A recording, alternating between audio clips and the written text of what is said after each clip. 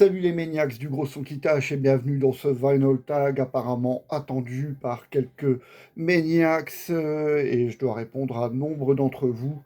Je vous avouerai que j'ai passé un bon moment cet après-midi à relire vos commentaires, à y répondre et comme j'expliquais, si je n'y ai pas répondu, c'est que simplement ça a été sélectionné, n'est-ce pas Pierre? J'ai même pris une capture d'écran avec tes questions. Et il y aura également des encouragements de ma part. Tu verras ça tout à l'heure, Pierre. On se retrouve d'ores et déjà demain, puisque un maniac en chef, Alexis Nikolski, m'a demandé, en tant qu'ancien batteur, quels sont mes batteurs favoris, si je peux faire un top 5 ou un top 10.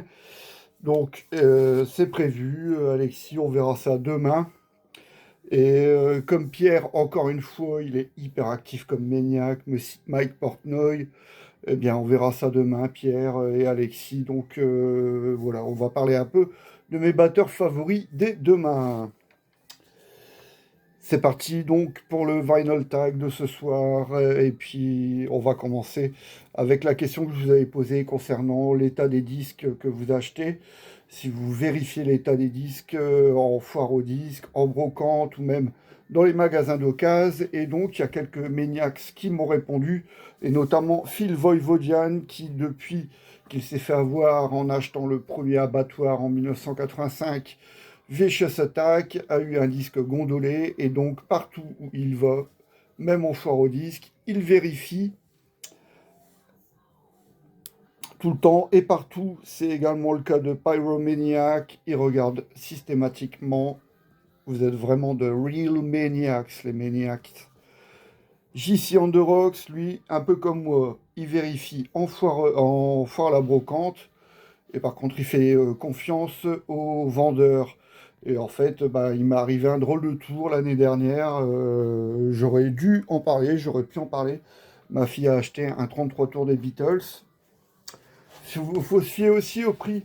Si par exemple, l'autre jour, je suis tombé sur un Kiss Revenge, il doit être à 25 balles, le pressage d'époque. Je me suis dit, il y a anguille sous roche, et effectivement, sur la pochette du disque, bah, c'est déchiré en fait au niveau du logo Kiss, donc c'est quand même assez visible. C'est pour ça le disque était pas cher, c'est qu'il y a forcément quelque chose qui cloche. Et donc ma fille avait acheté ce best-of des Beatles, des enregistrements originaux, et en fait elle l'a eu pour 4-5 euros pour la simple et bonne raison que voici sur une des faces du disque. C'est carrément incrusté, c'est un autocollant, donc voilà, on peut plus rien faire. Donc effectivement, c'était en foire au disque, c'était pas cher, c'était à moi de vérifier l'état du disque. Je me suis fait avoir. Donc voilà, effectivement, peut-être que ça devrait me servir de leçon, mais je vous avouerai que cette année, enfin depuis cet achat, j'ai pas fait énormément de foire au disque, donc voilà quoi.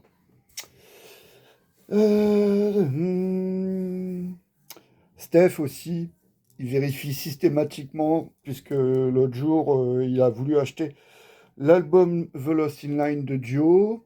Donc la pochette, c'était bien The Lost in Line de Dio. Et en fait, il s'est retrouvé avec l'album Holy Diver.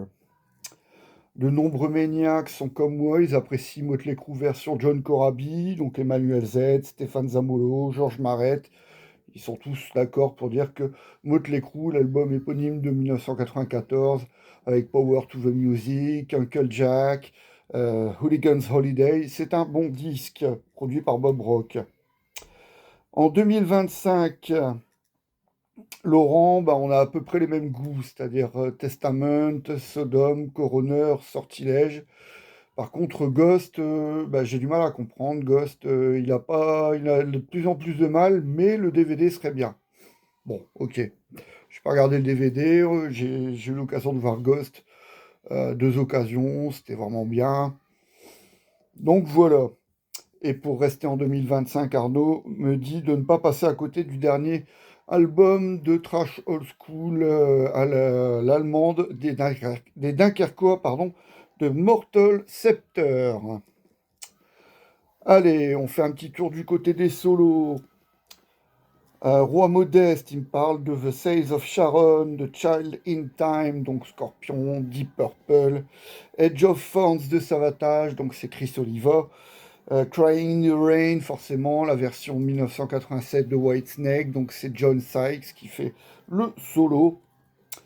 Encore une salve de solo antisocial, mais oui, Mort qui marche me dit antisocial, et là, plus intéressant, enfin pas intéressant, mais ça me fait vraiment plaisir, My Last Journey de Log Blast, extrait de Sublime Dimension 1993.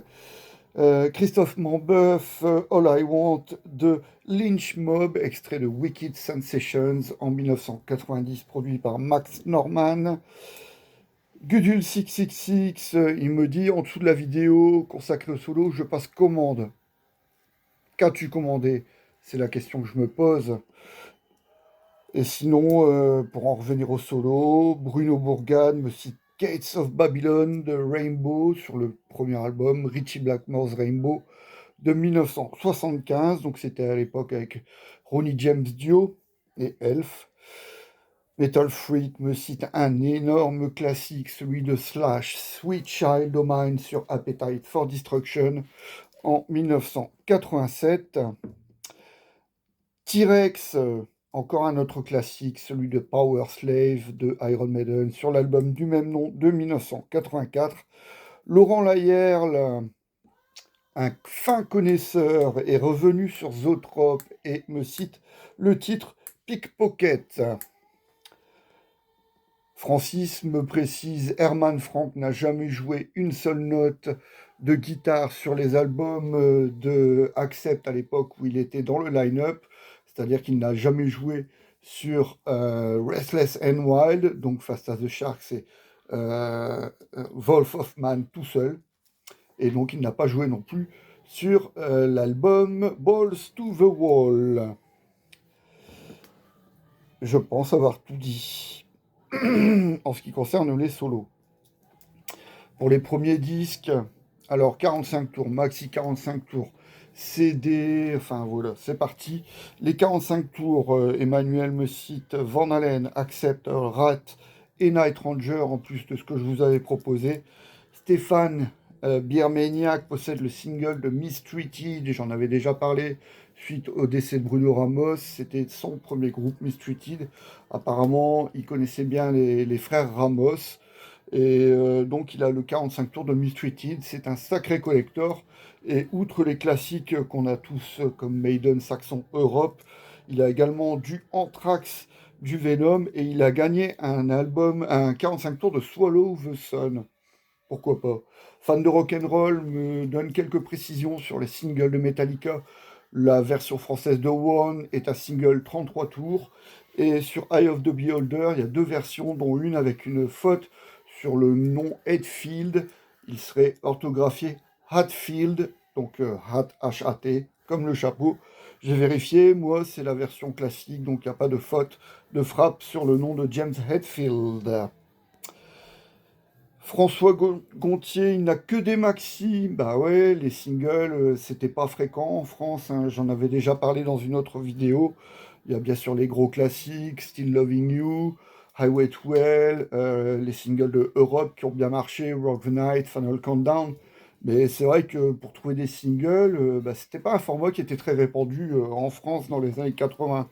Donc il y a des maxi de Sami Hagar, de Frank Marino et de Takashi. Alain Toto, ses 45 tours préférés, bah, You Shook Me All Night Long de AC/DC, un de mes premiers disques aussi. Blackfoot, Dry County, donc c'est Dry County Too Hard to Handle, avec un deuxième single offert avec deux titres live à Castle Donington. Il y a On the Run et Gimme Gimme Gimme, je pense. C'est un double single, Gatefold, je pense vous l'avoir déjà montré d'ailleurs. Et il possède apparemment Alain Toto une superbe pièce, le single Picture Disc découpé de Wasp avec la tête de cochon Animal Fuck Like a Beast que je n'ai jamais vu. Ou alors, est-ce que le logo Wasp est visible sur le disque? Je ne suis pas sûr. Mais en tout cas, je l'ai vu en photo dans un Metal Hammer allemand, spécial Picture Disc. Mais sinon, non, non, je ne l'ai jamais vu en vrai. On revient sur le cas Sinisi, ou plutôt l'hommage que j'ai rendu à Phil Lynott, mort à l'âge de 36 ans et non 39 ans. Ça m'a été rectifié, ça m'a été corrigé par deux maniacs, je m'en excuse. Phil Lynott était né en 49, est né en 49 et est décédé en 86, donc 36 ans. Pour en revenir donc à Sinisi, Bruno Bip, comme moi, il l'a découvert sur le tard. Bah oui, et jamais trop tard pour découvrir la bonne musique, en fait. On se la joue un peu puriste, en fait. On n'a pas découvert ça à l'instant T, donc on aurait tendance à boycotter. Finalement, ce n'est que de la musique, après tout. Tandis que Jean-Marc Paris me cite le titre qui ouvre l'album Chinatown, We Will Be Strong, toujours Sinisi, Birmaniac. Que penses-tu de la reformation avec Ricky Warwick, qui s'est depuis rebaptisé Black Star Riders? Bah, pas grand-chose. J'ai pu voir Sinisi en 2012, donc c'était, je crois qu'il y avait Scott Travis. Je pense avoir vu Scott Travis avec Sinisi. C'est plus récent que ça devait être à l'Alcatraz. Mais donc j'avais vu Sinisi avec Ricky Warwick, donc Scott Gorham, mais je me souviens plus, c'était qui le batteur à l'époque en 2012? C'était en 2012. Mais sinon, non, Blackstar Riders, j'ai pas acheté d'oreille. Ricky Warwick, avec tout le respect que j'ai pour le bonhomme, quand même, The Almighty et plein d'autres trucs à côté. Non. Alors en live, c'est bien, mais j'irai pas acheter de disque. Et tu m'apprends que Cliff Burton, après ça ne me surprend pas, hein, et que Cliff Burton était fan de Phil Lynott. Tu savais que c'était un grand fan de Geezer Butler, de Black Sabbath, Geddy Lee, de Rush. Bon, bien sûr qu'il est fan de Sin Lizzy, mais ouais, tu me l'apprends. On en apprend tous les jours. On en apprend tous les jours. François Michel, j'ai oublié de citer le Live and Dangerous qui est dans son top 10, je crois, album tout style, studio et live.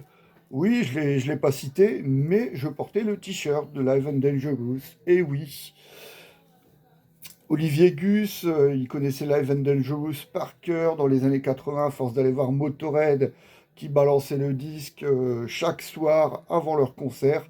Il a fini par connaître ce disque. Mais combien de fois as-tu vu Motorhead dans les années 80, Gus? C'est à partir de la tournée Orgasmatron, je pense, que tu as commencé à les voir, si ma mémoire est bonne.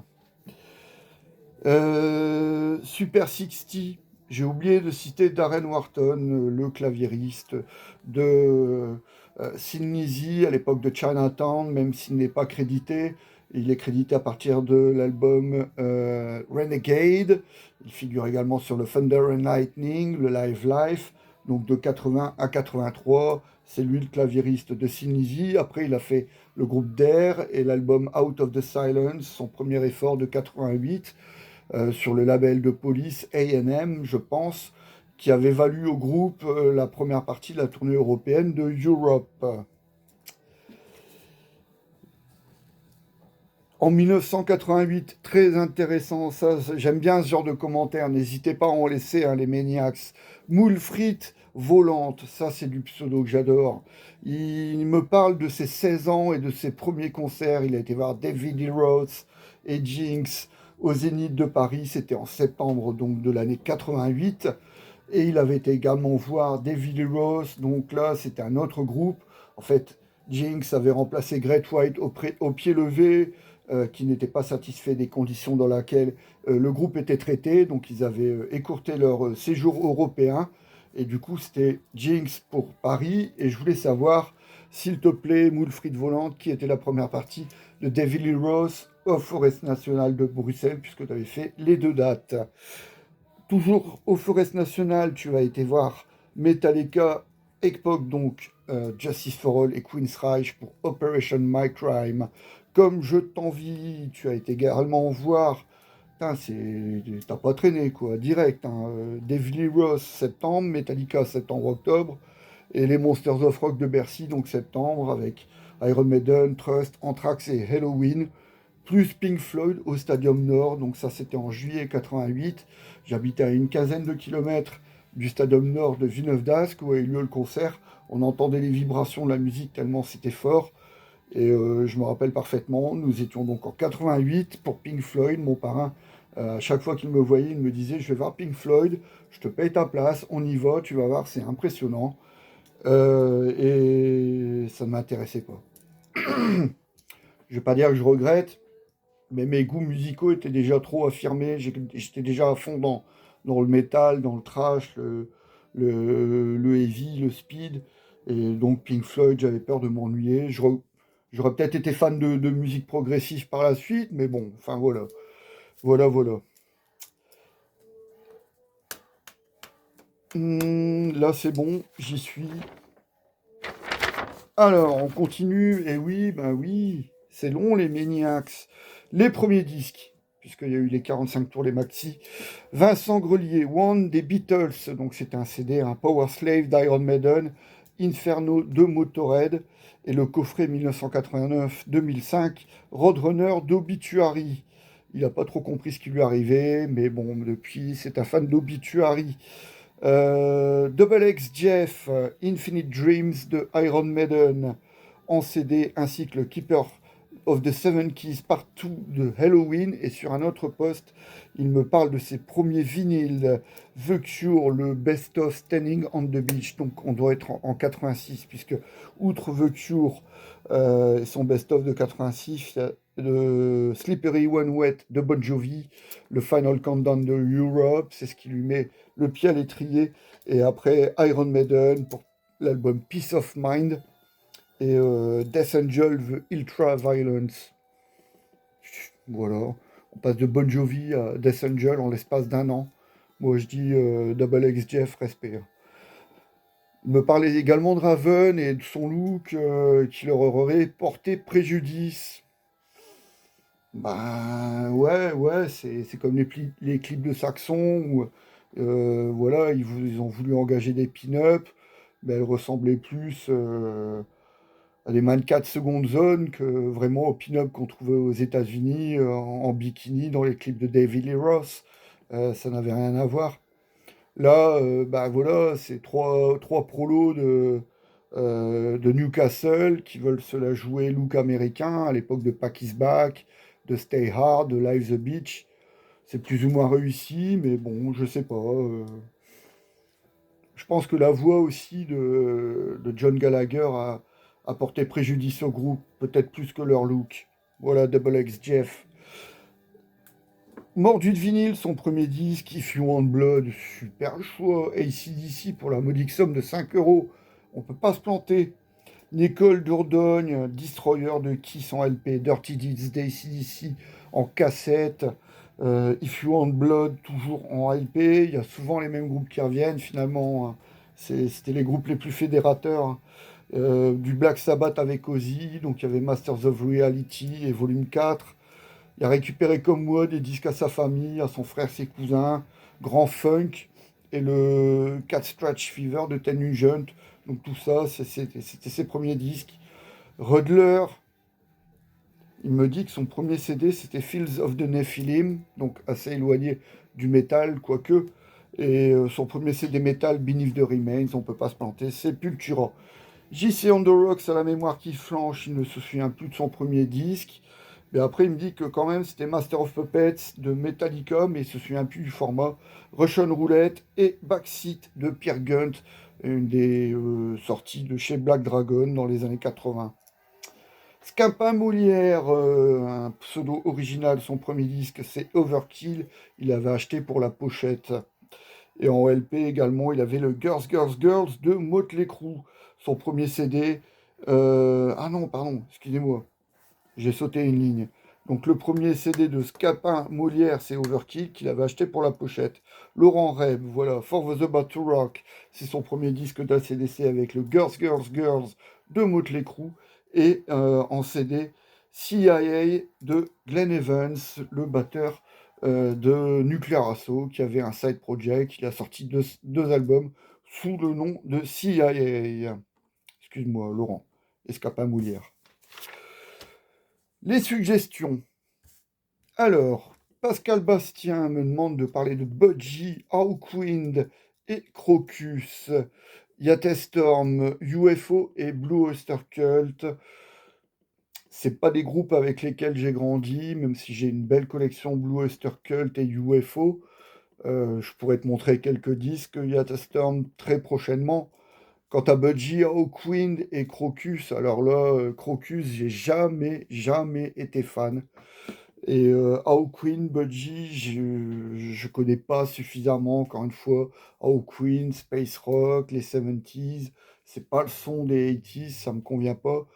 Et Budgie, bien sûr, malgré les reprises de Metallica, Brett Fan, et encore un autre aussi, ils ont pris deux morceaux de Budgie, je pense. Bon, il y a Brett Fan. Mais non, j'ai l'album avec la pochette signée Derek Riggs, quand le groupe a fait un comeback pour surfer sur le succès de la New Wave of British Heavy Metal. Donc c'est un album de 81, je pense. Et ça se limite à ça. Alors, Armada Legacy, mon top 3 de Judas Priest, bah, ça se discute, hein. Quand je vois que bah, Pierre, il me parle de Stained Class, Screaming for Vengeance, Defenders of the Faith, Nicole, donc Sad Wings of Destiny, British Steel. Bon, ben moi, mon top 3 ça va vite. Painkiller, évidemment. S'il n'y avait pas eu Painkiller, je ne serais pas fan à l'heure actuelle du Priest comme maintenant. C'est vraiment le disque qu'un groupe, au bout d'autant d'années de carrière, rêverait de sortir. Je vois pas beaucoup de groupes avec autant d'années de carrière derrière eux qui ont su sortir une telle tuerie, qui ont su me surprendre. Et donc, forcément, Painkiller, c'est number one, intouchable. Ensuite, je mettrai Point of Entry. C'est curieux. Je reviens, les Maniacs, veuillez m'excuser.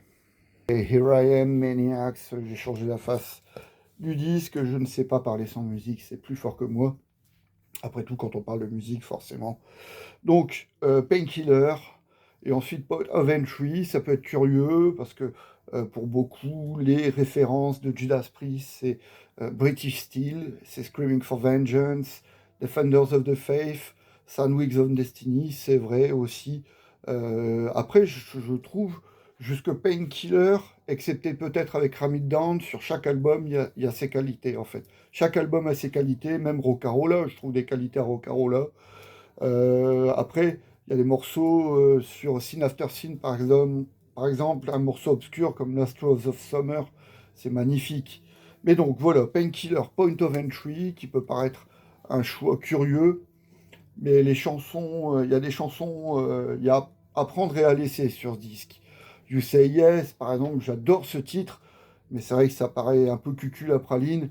L'album s'essouffle sur la fin, mais après, il y a quand même Turning Circles, Desert Plains, Solar Angels, ce sont de magnifiques titres. Don't Go, c'est un magnifique titre également.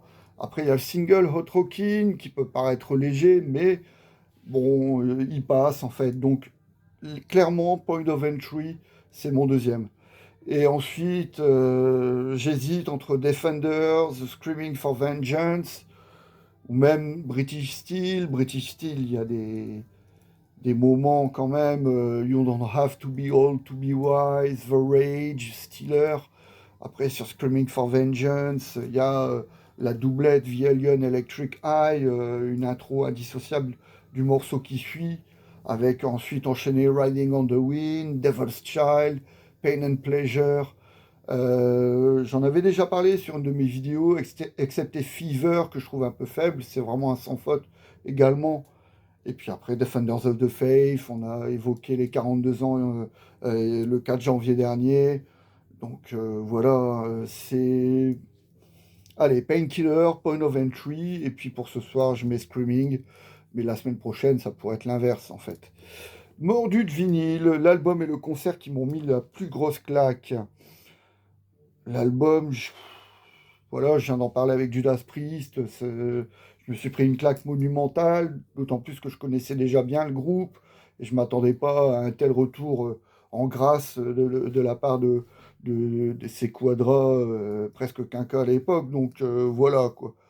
Euh, ADX, en disque, hein, AC/DC, Iron Maiden, ça sera peut-être plus facile pour les concerts, mais je t'en cite plusieurs également. Le premier qui me vient à l'esprit, ouais, c'est Vader, parce que là aussi, quand ça me surprend, qu'on s'y attend pas du tout, c'est encore mieux, quoi. D'autant plus que c'était vraiment mortel, mortel, mortel. Les shérifs, évidemment, à Saint-Lenoble, c'était en 95. On était à fond dans les shérifs, mon frère et moi, depuis un an, et on voit qu'ils assistent et qu'ils passent en concert à quelques kilomètres de chez nous. On a tracé, c'était un fantastique concert, évidemment. Kiss, le 2 décembre 96, au Zénith de Paris, mon premier concert de Kiss, Maquier, que demander de mieux, et une setlist vraiment, c'était un must, le super son, et puis le groupe était encore en pleine forme. Quelques mois après, j'avais été les voir à Gand en juin, au Flanders Expo, et ils étaient déjà plus fatigués, hein. Sinon, bah, Whitesnake en 2006, au Grass Pop, mon premier concert de Motorhead, un peu tardif, mais en 97, c'était Mortel, les Spawn Monsters, un groupe qui ne m'a jamais déçu en live, dans le style hardcore metal. Donc voilà, est-ce que j'ai répondu à tout le monde? Mais oui, sauf à Pierre. Allez, je ne réponds pas à ces questions, Pierre. Pierre, je t'encourage à te lancer sur ta chaîne YouTube pour me parler de métal progressif et de métal symphonique. C'est un ordre. Non, mais voilà, connaissez-vous la musique du génial virtuose Richard Anderson? Et notamment des titres comme Brutal Mentor ou Milagros Charm de son groupe Time Requiem, ou son très très génial album The Astral Episode, à mettre dans le top 10 des plus grands albums de notre musique adorée, de son autre groupe Space Odyssey. C'est un claviériste. Je suis pas fan de métal progressif, je suis pas fan de Dream Theater. Je suis pas fan donc de métal symphonique, de métal lyrique avec des chanteuses comme Nightwish, Within Temptation. J'ai ouais, une certaine tradition dans mes goûts. Voilà, donc j'en ai déjà parlé quand j'avais évoqué l'évolution de notre musique à travers les années. Donc ouais, Pierre, lance-toi sur YouTube et fais-nous des bonnes vidéos sur tes artistes favoris, parce que moi je serais incapable de te faire une vidéo sur Richard Anderson ou même sur n'importe quel groupe de l'écurie Olivier Garnier, hein, en gras. Qu'est-ce qu'il y avait d'autre? Symphony X. Je pensais à un groupe danois là, avec un claviériste héros. Et le chanteur, il a fait une carrière solo après. Ah, je vois les photos. En plus, c'était dans Hard Rock Magazine. Ils étaient hyper médiatisés, les groupes de chez NTS. Ça me reviendra. Ou Pierre, tu peux me répondre. Un groupe danois avec un claviériste héros. Un keyboard hero. Ai-je bien compris votre propos lors d'une très récente vidéo? Est-ce vraiment Phil Collins de Genesis, puis Variété Rock, me semble-t-il, votre batteur préféré?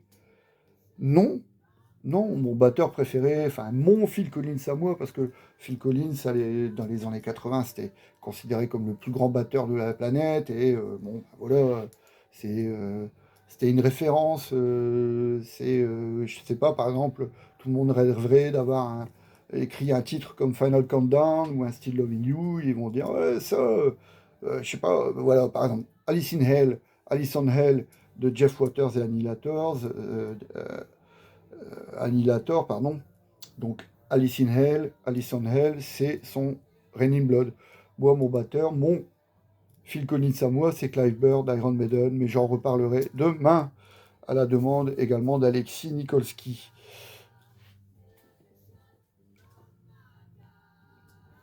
Donc Phil Collins, devant par exemple le grandiose Mike Portnoy de Dream Theater. Est-ce possible?